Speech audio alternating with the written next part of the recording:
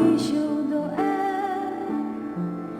דואג לי שם למעלה, בביט לי כמה כוכבים והם נופלים אחד אחד. אנו סובבים בשתי דרכים שונות, יום ולילה לאורכם, עייפים ורעבים ומחכים לאות בנתיבי אבק וזמן.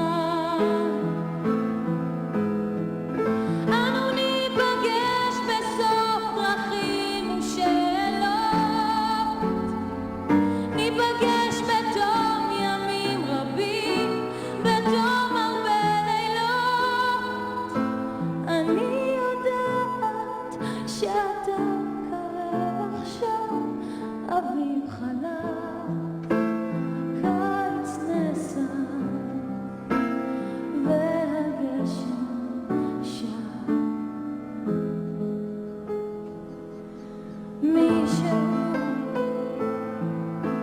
מישהו דואג, דואג לי שם למעלה, בא ואסף כמה כוכבים, השיב אותם אחד אחד. Ravensbrück was a sterile experience. It was cold, it was blue, people were not human. In the morning, every day, they would have us go through lines. And at the head of the line, there were two lines. At the head of the line were two Nazis, or Gestapos, or whatever you call them. And they would say, to the right, to the left, to the right, to the left. And in Ravensbrück, they didn't put us into any of the barracks. They right away straight put us into the Totenbark, into a barrack for death, for killing. And the method they used was that into an area that that could hold 100 people, they put 1,500. And there was no room to stand. There was no furniture in the place. There was no room to stand. So some people were hanging in the air. To the right, to the left, to the right, to the left. And I don't remember what was to life and what was to death. But one of the lines, we never saw these people again. And one of the other lines,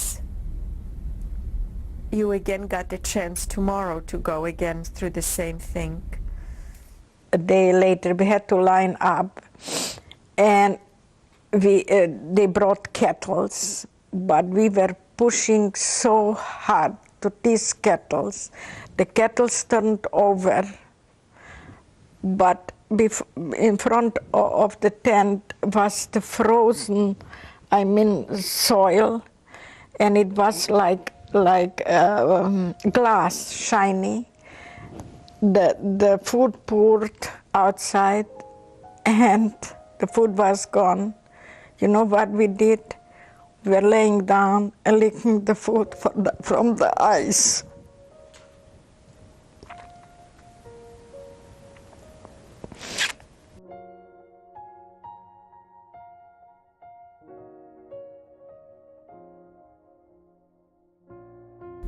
This other aunt, that she lost her mind. Whatever they told her, she was saying, I'm not getting undressed in front of men, and give me back my sheitel, and I don't want to eat non-kosher food, and I want to go home, and give me my child. And my other aunt took the little boy, and now she was in charge of the little boy, because this aunt was really already, she lost her mind.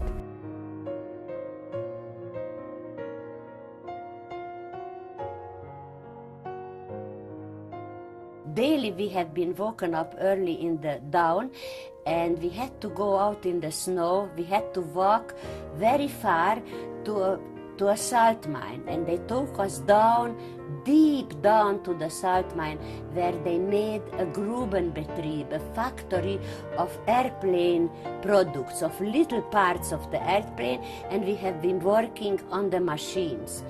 2-3 machines, 1 person, and we have been and our officers have been Polish prisoners, but civil prisoners, and we had very little to eat. And Margot always saw that I am really very, very hungry, and she was so kind. She always gave me a piece from her ration of bread, but it was just the same like mine.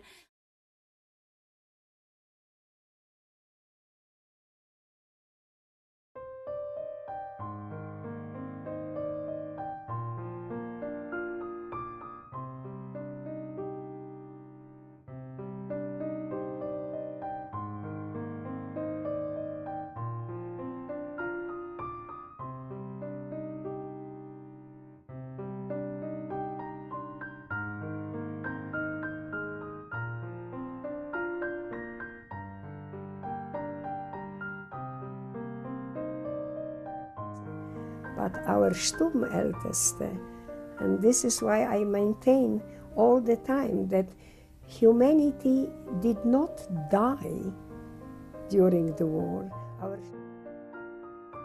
Humanity did not die during the war. Our Stubenälteste was a lady from Polish nobility.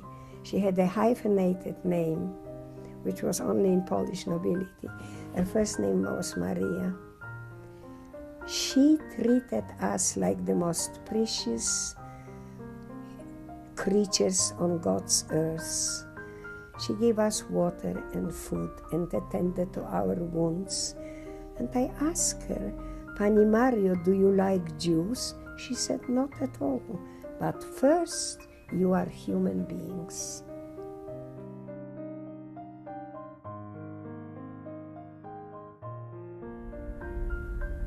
If you had a chance to tell the children of the future anything that's very important to you, what would you say to them?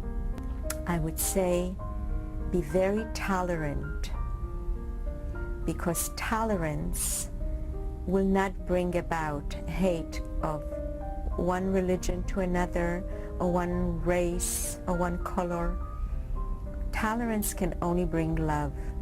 And if there's love and tolerance, then there cannot be any such terrible atrocities that we saw then.